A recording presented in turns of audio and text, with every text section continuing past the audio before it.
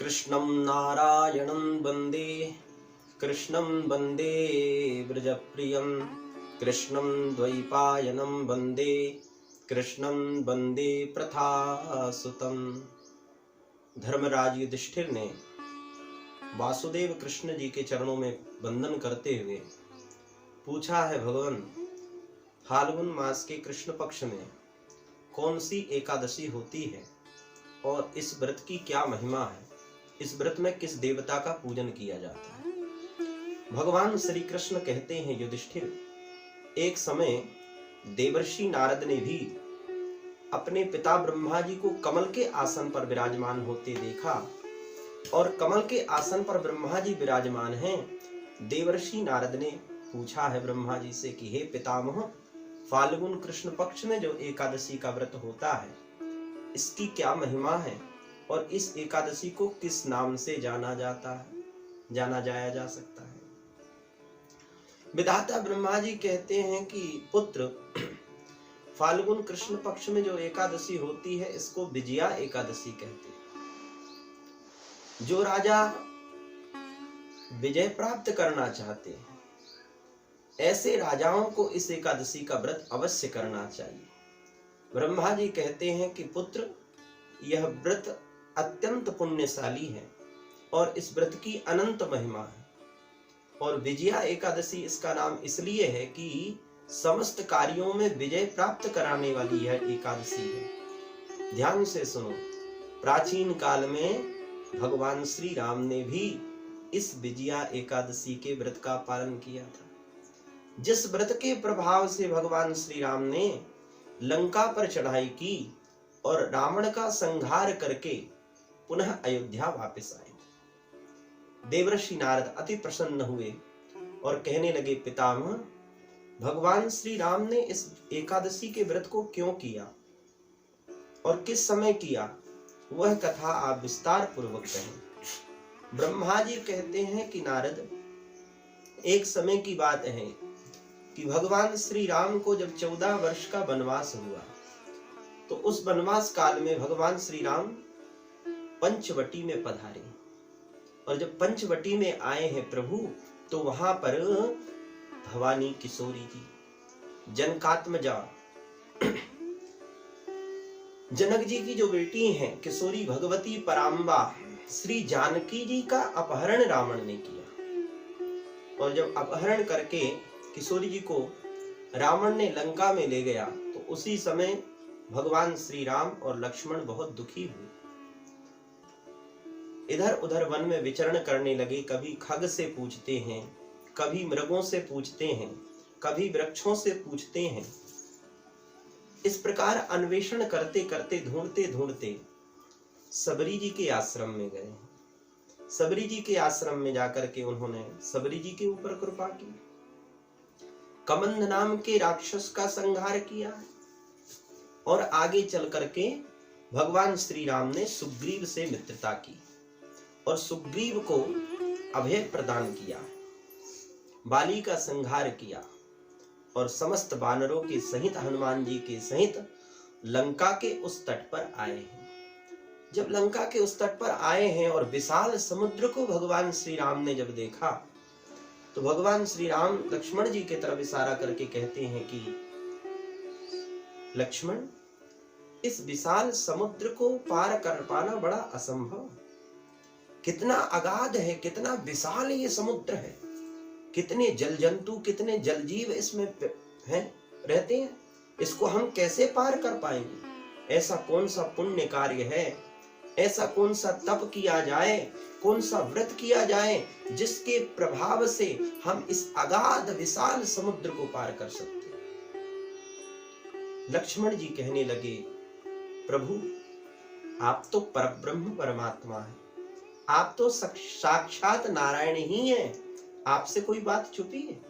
फिर भी आप यदि पूछते हैं तो इसी समुद्र से कुछ योजन दूर एक महात्मा रहते हैं, चलो हम उन महात्मा के पास में जाकर के इसका समाधान पूछते हैं।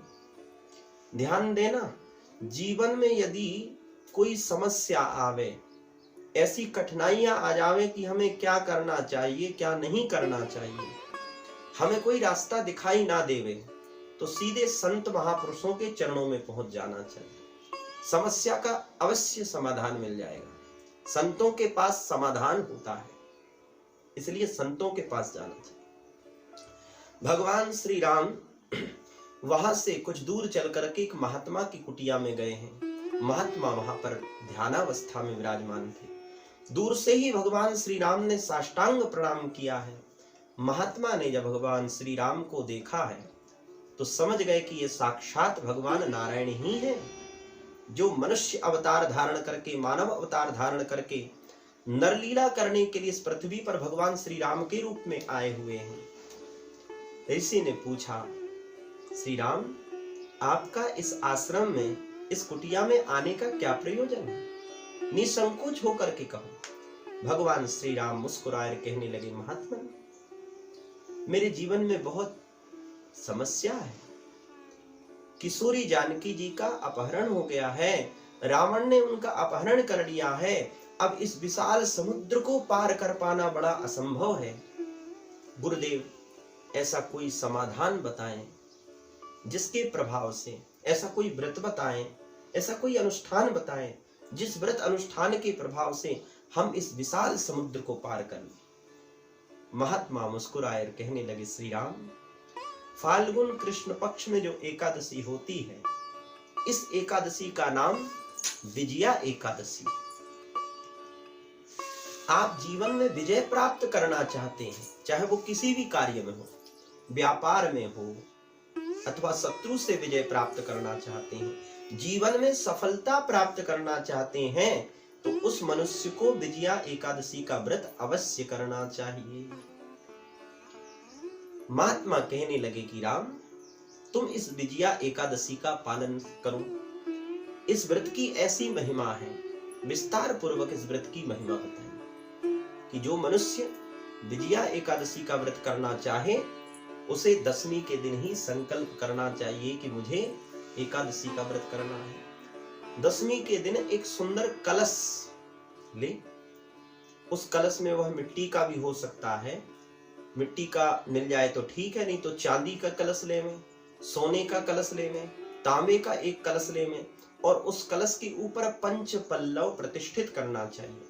पंच पल्लव में आम का पत्ता है, गूलर का पत्ता है, और पीपल का पत्ता है, अशोक का पत्ता है, ये आदि पत्र स्थापित करके उस कलश के ऊपर दिव्य प्रतिमा यानी सुवर्ण की अथवा चांदी की, जो आपकी जैसी आपकी सुविधा हो, जैसी आपके पास व्यवस्था हो, उस व्यवस्था के आधार पर उस कलश के ऊपर भगवान नारायण की प्रतिमा को विराजित करें।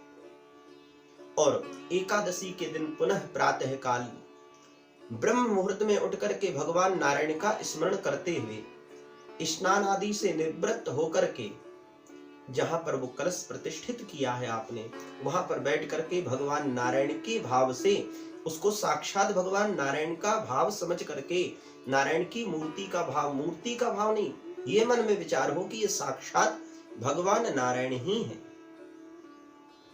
क्योंकि कहते हैं भावना में भाव नहीं तो भावना बेकार है, और भावना में भाव हो तो भव से बेड़ा पार है। परमात्मा भावग्राही हैं, परमात्मा भाव के भूखे हैं, इसलिए भाव से समन्वित होकर के उस कलश का पूजन करना चाहिए। गंध के द्वारा, चंदन के द्वारा, पुष्प के द्वारा, धूप आदि के द्वारा। और जब पूजन हो जावे तो वहीं पर बैठ करके कथा श्रवण करनी चाहिए। रात्रि के समय जागरण करने की बड़ी महिमा बताई। एकादशी में जागरण अवश्य करना चाहिए।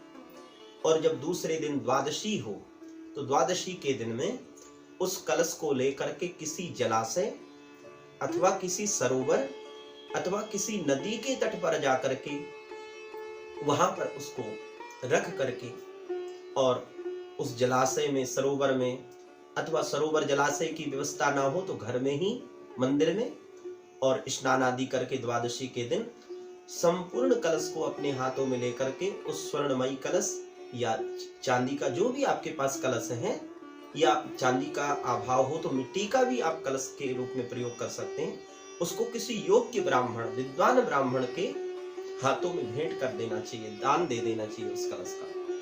इस विधि से जो व्रत का पालन करता है, महात्मा कहते हैं कि भगवान श्री राम यदि इस विधि से तुम इस व्रत को करोगे तो तुम्हें अवश्य विजय की प्राप्ति होगी। ऐसी उन महात्मा ने व्रत की महिमा बताई। यहाँ पे ब्रह्मा जी देवर्षि नारद को कथा सुना रहे हैं और धर्मराज युधिष्ठिर को भगवान वासुदेव कृष्ण से सुना रहे हैं। ब्रह्मा जी कहते हैं, नारद जी, इस व्रत की बड़ी महिमा है।